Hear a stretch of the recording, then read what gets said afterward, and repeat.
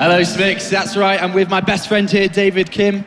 How are you doing, my friend? Thanks for joining us once again. You were here yesterday and back again for today. Yeah, thanks for having me here. Well, it's always a pleasure. So far, we've had a very good tournament. I hope you've enjoyed what you've seen so far. Oh yeah, for sure. I was cheering for Bunny in the last series, so close, but maybe next time. But I know you also got a soft spot for Paul because you'd mentioned earlier on that you were cheering for him earlier on in the tournament before Bunny. I wanted to see a foreigner in the finals. I was just talking to Polt about it too, and then he's like, yeah, I understand that you were cheering for Bunny, and it's okay. Who are you cheering for in the finals? Do you have a favorite, or you don't really mind too much? Just like yesterday, I'm cheering for Polt a little bit. I thought so. But this year we had 4 tournaments. We had 2 Protoss winners and 1 of each of the other 2 races. Yep. So I think either way, it's a win for everyone. All right. Well, so I've got you here, and we're going to do a bit of an interview together. We're going to talk a little bit about Legacy. We've got some Twitter questions that have come in from the community. Cool. And maybe a little bit about Heart of the Swarm too. But we're going to start off talking about Legacy. And one of the things that has really been out there in the community a lot is Archon mode. So that's the first topic. How did the team, you and the guys back at Blizzard, come up with this idea? And what are your thoughts on it, on how it's going to influence StarCraft 2 in the future? Yeah, so Archon mode is actually an idea from back in StarCraft 1. We had a mode called Team Melee mode. It's based off of that, and the reason why we decided to try it out for Legacy of the Void is actually because of our internal testing. So we wondered, can we as non-pros play more like the pros and play test the changes that we make, stuff like that, a little better? And then we started doing Archon mode internally to test changes at a higher skill level than we could individually. And then we thought to ourselves, this is pretty fun for us non-pro level players to play somewhat more like the pros. But on top of that, we wondered if at the competitive level, if 2 players are able to play together and they're both pro level players, that would be exciting too. So we thought across the board, this is a good feature for StarCraft 2, so we're testing it out in the beta. You can make the ultimate StarCraft player. You combine 2 together to make the ultimate team. That's an awesome, and it's had a lot of great effect too so far. Let's move on to the next question here then. So I want to talk a little bit about the new unit that we have that, or not really the new units that are out there, that the new unit that you've discussed having for Terran. You brought it to our attention the other day, but let's go through it once more time. So it's a fast-moving, it's a little more expensive than the Banshee, maybe 100 resources more expensive. You can build it off of the reactor. It moves fast, has a decent health, has an AoE attack against the air with 6 range. And it has an ability to set up, and if it sets up in place, then the anti-air weapon is disabled, but you gain an anti-ground weapon, which is a single target, siege range, 9 range attack. And what is the purpose? What is the role it's meant to fit? Obviously, you look at Heart of the Swarm and you look at Terran and you go, okay, this is what's potentially missing, and then you look at Legacy of the Void, you're trying to fill that hole. What is it that you were trying to fill? So Terran actually has not a lot of holes, so it's always the hardest for us whenever we try to come up with new units.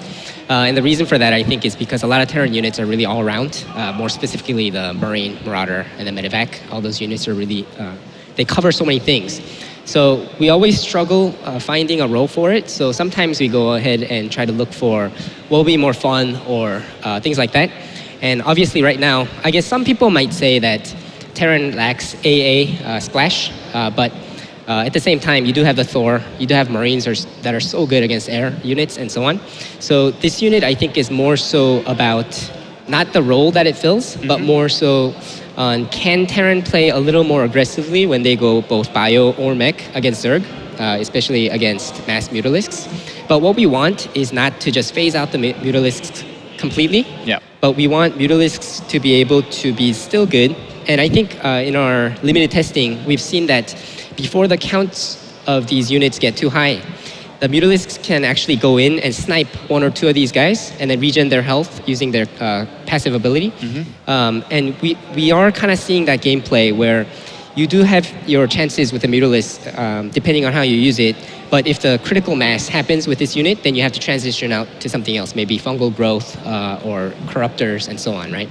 So it's something that we're enjoying right now, but it's hard to say because we haven't been testing it too much yet. So I don't know if this unit will make it to the beta, but if it does, then I guess we'll need the help from our community and our players to really drill down to if this is good unit or not for Legacy of the Void. Okay, all right, thank you very much. We're going to move on to one of the newer, bigger changes as well, is the economy. This has been discussed a lot over the last 6 months, and now we're actually having a bit of data being put into it. Yeah.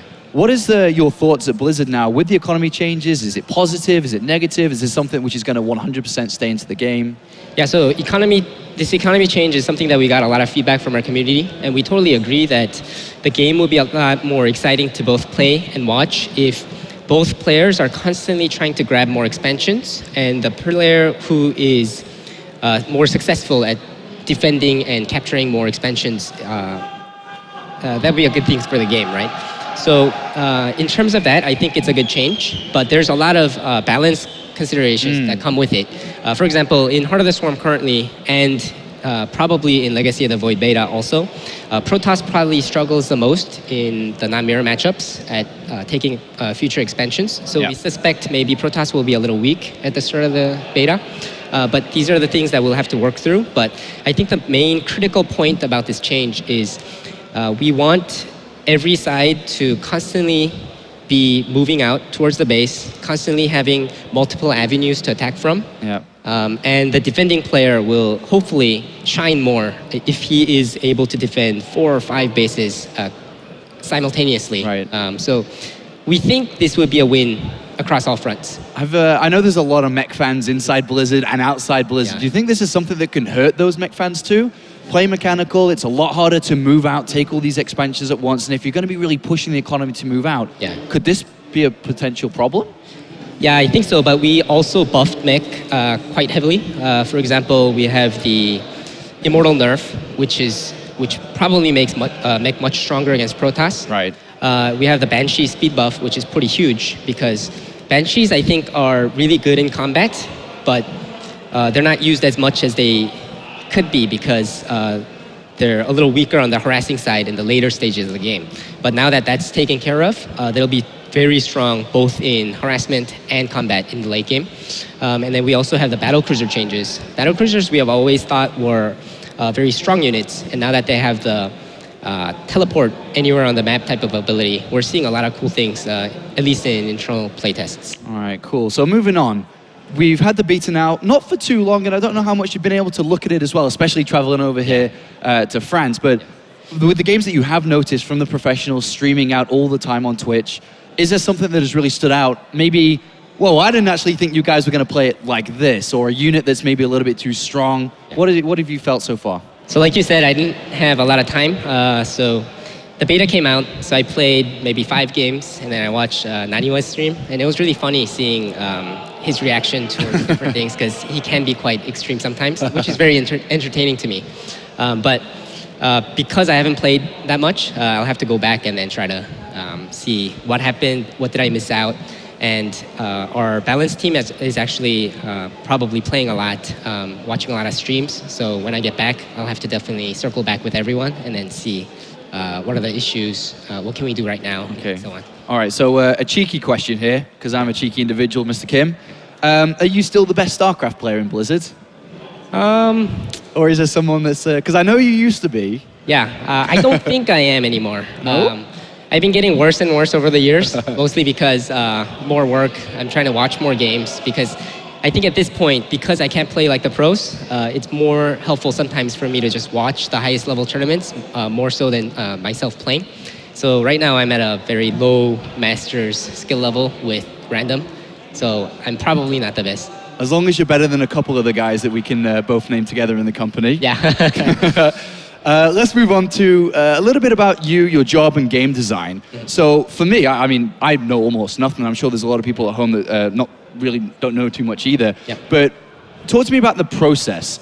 So let's look at the far end. You've got a brand new unit, and then let's go back to the other side. How do you go from a blank board, the drawing board, all the way to a brand new unit? What's the process?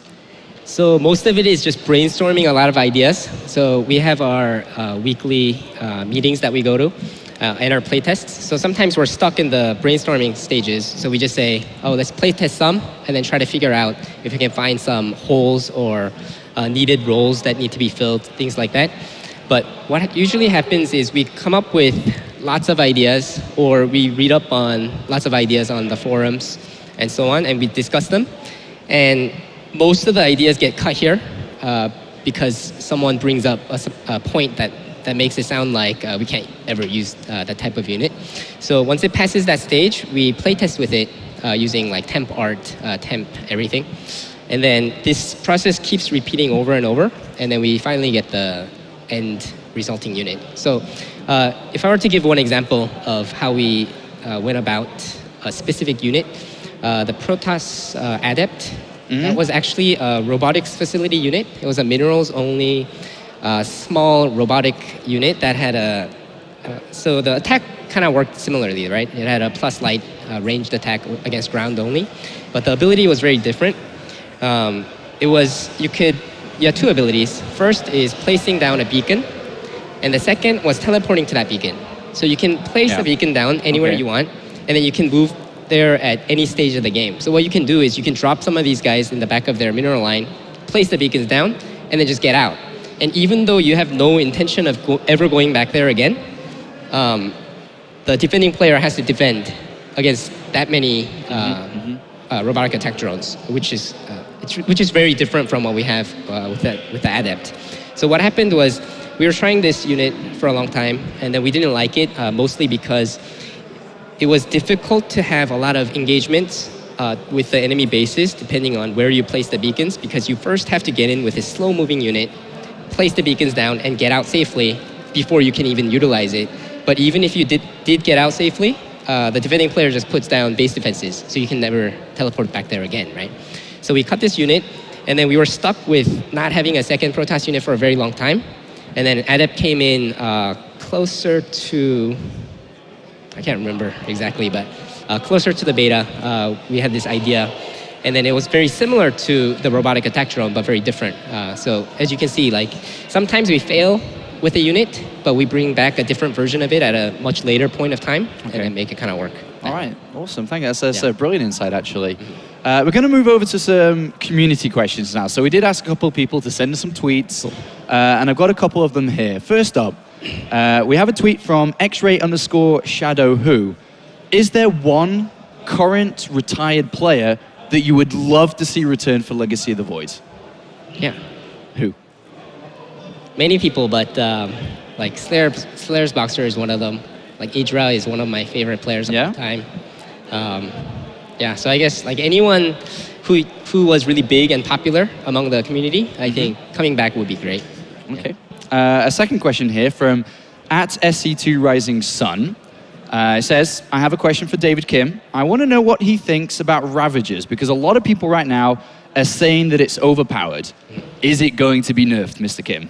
I mean, a lot of things will be underpowered or overpowered because it's still the first pass of the beta. But it's interesting that you mentioned the Ravager, because I was just talking to TLO while watching the last games about the Ravager. And what we want with the Ravager is we want force fields to be still useful, and we want Protoss to still build a lot of sentries in some situations. And depending on the micro of each side, we want the better player that has better engagements, better decision making to come out ahead. And I think that unit is not at that state right now. So if that, does that mean a buff or a nerf to the Ravager or something else on the Protoss side? I don't know, but that's our hope with that unit. Okay, so final question then. I can let you go and we can get on with the finals. Do you have any hints for us for Legacy of the Void, some more information, some direction, a couple of teasers that we can look forward to? I guess the new unit was the big one. Exploring was the big one.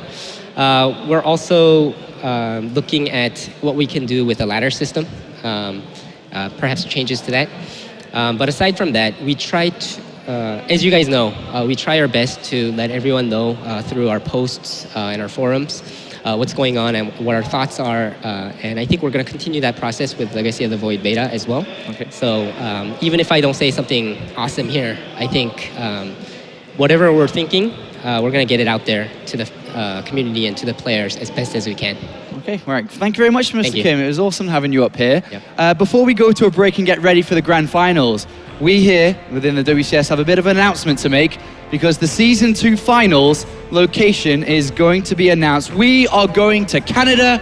We're going to Toronto on June the 26th to 28th at the Metro Toronto Convention Center. We're going to North America for the Season 2 finals.